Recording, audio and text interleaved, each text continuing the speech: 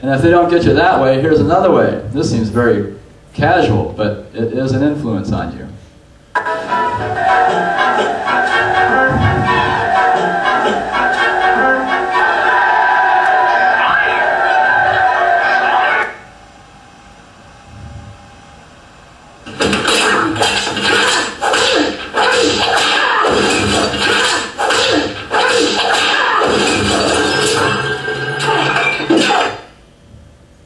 We grow up with it.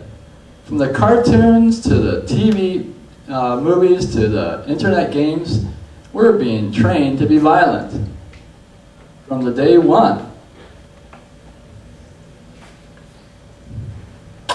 Yeah, I think that humans these days will really identify ourselves with our bodies and not our soul, and that has some reactions.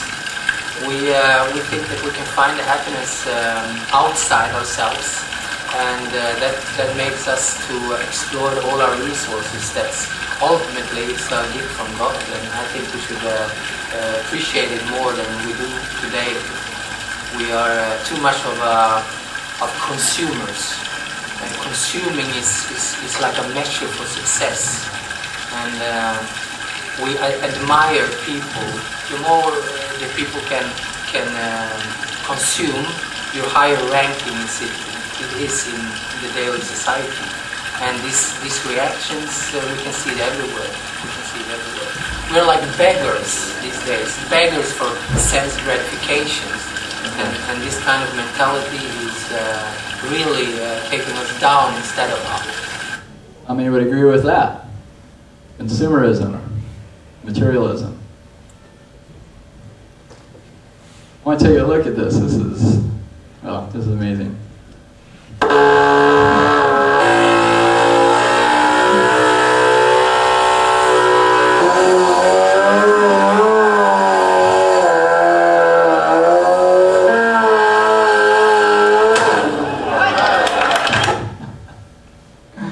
You know what that guy was doing? He was sitting on his motorcycle, spinning his tires until it popped. And that was entertainment. People woke up early on Saturday morning to come watch this. I live right across from Kniepen, which is an entertainment place in Gavle. And I saw the smoke coming up and this noise, and I thought, what's going on over there? I wonder when this is what I caught. People woke up early, like 10 o'clock in the morning Saturday, drove to this place to watch this guy sit on his bike to burn out his tires. And they applauded when he was done.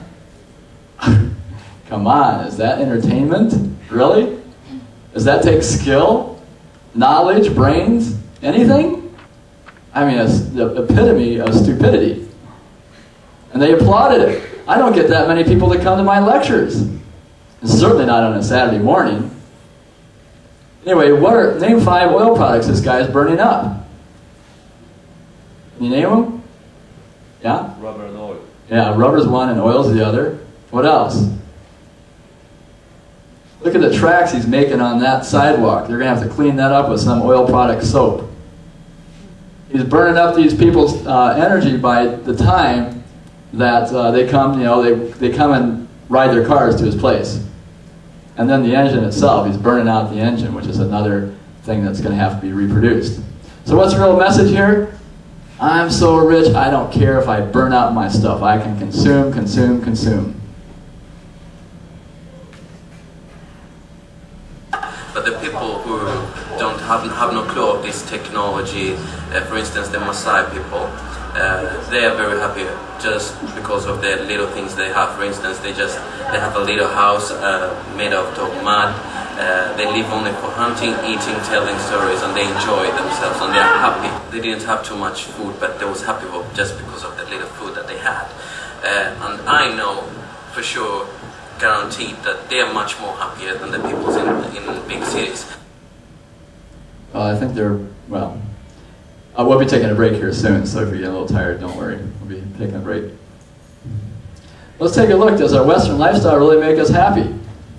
This guy on the left, we're told, is really the guy you want to be like, He's got women, he's got fast cars, he's got money, he travels. He's a big consumer. You want to be like him, right? Because that's the way you're going to be happy. Isn't that true? You don't want to be like this guy. Poor guy sits in his cave and watches the water drip down the walls. You don't want to be like him. You'd be sad. But the fact is that scientists know what part of our brains light up when we're really happy. They know that spot. And they wired up the brains of this guy, actually Buddhist monks who do sit in their caves and do a lot of meditating. And they found that this guy's brain, that part of his brain was lit up all the time. He was always happy. This guy is not. Now I'm not suggesting we go to caves and meditate all day, but I'm telling you we're told a lie.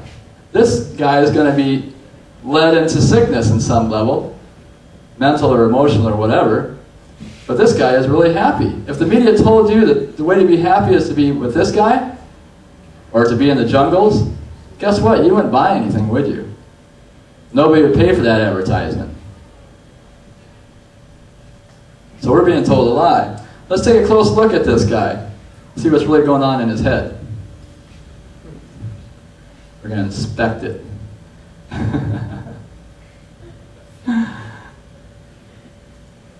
Well, we all have this part of ourselves that's very sensitive. You know, that what we call the inner child, or whatever you want to call it, name it whatever you want, but it's the very sensitive part of us. But what happens is something in our life, you know, it can be anything, causes a lot of pain. You know, maybe it's you're left alone or whatever. And then comes with that pain, it's fear. You don't want to experience that again, so you get afraid, right? And then the media attacks on all these things in our brain and says, okay, you don't have to experience those things. You don't have to look inside to heal those pains. Go out here and have lots of sex and buy lots of things and all that stuff and you'll be happy, right? That's what the media is telling us. Or they tell us, you know, violence. You know, if you can't get that, get violent, get angry. Ooh, that's good, right? And then pretty soon we develop these concepts. You know, we have these thoughts about ourselves. This guy thinks, oh, women love me, you know, I'm so cool, I'm so smart, look how much I own. And we all have these mental concepts that we develop around ourselves to protect us from these inner feelings that we have, so we don't have to go in and look at them. And these concepts can be different for everybody. You know, it can be women hate me, and I'm terrible, and look how little I own. It can be just everything, but it's all this mental stuff that we think is us, which isn't really us, because we haven't gone inside to find ourselves. And then we end up being left with, who are we? Who are we really? Because we don't know, we haven't gone inside to look, we're all in these mental concepts of what people tell us we should be, and the media tells us we should be. And then we're easy tools to be manipulated by the media. Because when we're up here and we're not in our hearts, they know how to get us up here. And then they can manipulate you just any way they want. Buy this, you'll feel happy. You know, get this, you'll feel happy. You can manipulate consumers into wanting and therefore buying your products.